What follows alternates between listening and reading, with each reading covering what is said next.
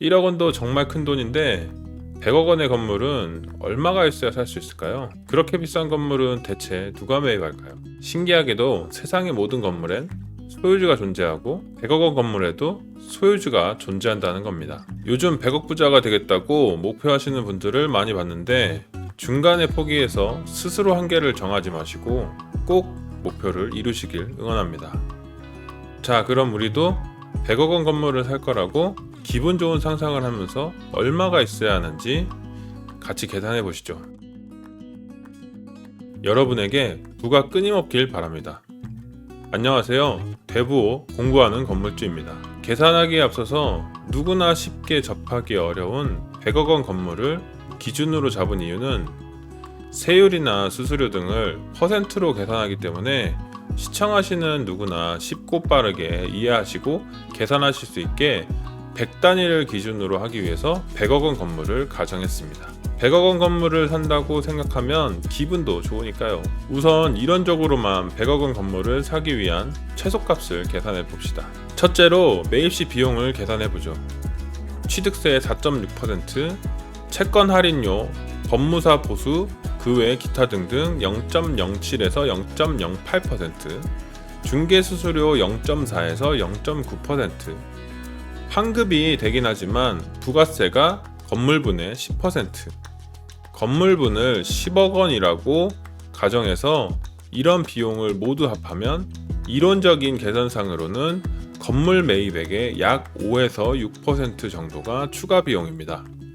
둘째로 은행 대출을 계산해보죠. 매입 총액을 전부 자기 자금으로 준비할 수도 있겠지만 은행 대출을 적극 활용하는 게 더욱 현명한 투자이기 때문에 건물이나 상가는 매입 대상물을 담보로 일반적으로 50에서 80% 대출을 해주는데 최대 상한 80%까지 대출을 받았다 가정하겠습니다. 100단위로 맞춰놨으니 초등학생 계산 수준으로 쉽죠. 매입액 100억 원에서 80%인 대출 80억 원을 제하고 6%인 비용 6억 원을 더하면 약 26억 원의 자기 자금이 있으면 100억 원 건물을 살 수 있네요.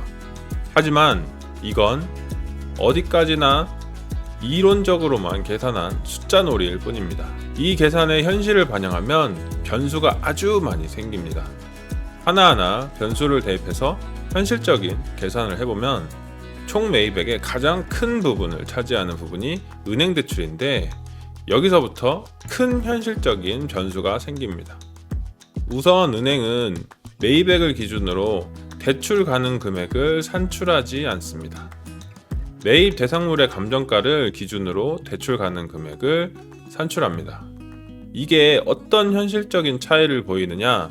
예를 들어보죠. 매입액이 100억 원 건물이어도 감정가가 50억 원일 수도 있고 150억 원일 수도 있겠죠. 이렇게 매입 대상물의 시세와 감정가는 아주 큰 차이를 보일 수 있습니다. 그래서 같은 100억 원 건물일지라도 감정가에 따라서 50억 원의 80%로 대출을 40억 원 받을 수도 있고 150억 원의 80%로 대출을 112억 원을 받을 수도 있죠. 비교하기 위해서 과장되게 감정가를 정하긴 했지만 실제로 시세와 엄청나게 차이를 보이는 감정가가 나오는 경우는 존재합니다. 은행 대출의 또 다른 아주 큰 변수는 매입 대상물의 담보력이나 기존에 보유하고 있는 타 담보물 또는 신용 등의 변수에 따라 대출 가능 금액이 엄청난 차이를 냅니다. 이것도 예를 들어보죠. 100억 원 매입 대상물이 담보력이 낮아서 50% 정도만 대출이 가능하다면 자기 자금 부담액이 50%로 매우 늘어날 거고 담보력이 높아서 대출 80%의 기존 보유하고 있던 부동산의 담보대출과 나의 신용 정도에 따른 운영자금 명목의 대출까지 받을 수 있다면 거의 100%에 육박하는 대출 금액도 가능할 수 있죠. 이러면 자기자금 부담액이 0%에 가까워질 수도 있긴 합니다.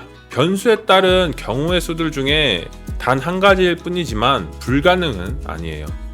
이처럼 시장의 시세 변화와 가치에 따른 감정가의 차액, 그리고 은행의 대출 가능액에 따라서 현실적인 투자액이 달라질 수 있습니다. 지금까지 100억 원의 꿈같은 매물을 매입한다고 가정하고 자기자금 투자액을 계산해 보았는데 이제는 현실적이게 우리가 투자해 볼 만한 정도의 매입액으로 계산을 해볼게요. 1억 원 상가를 매입한다고 가정해서 계산을 해보겠습니다.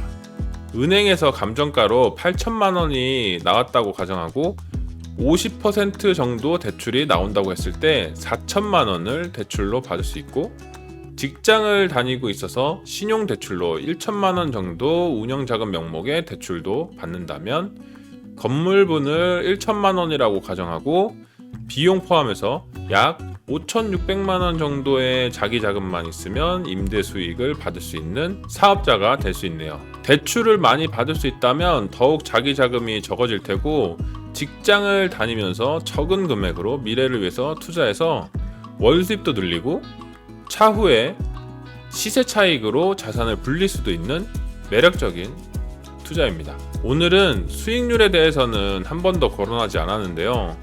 수익률도 아주 많은 변수가 존재하고 수익률에 따라서 자기 자금 투자 대비 투자 가치가 급변하기 때문에 건물이나 상가 투자는 중개사무실과 은행이랑 긴밀하게 친해져서 꾸준하게 매물을 탐색하고 조사하고 공부해야 합니다. 항상 투자를 하기 위해서 무수히 많은 사례와 매물들을 가지고 분석하고 준비해야 좋은 매물을 판단하는 능력이 길러지고 성공적인 투자로 이어져서 부자의 길에 한 걸음 다가갈 수 있습니다. 저도 항상 부족하다 생각하고 열심히 공부하려고 노력하고 있어요. 저와 함께 건물이나 상가를 공부해보고 싶으신 분은 아래 고정 댓글을 참고해주세요.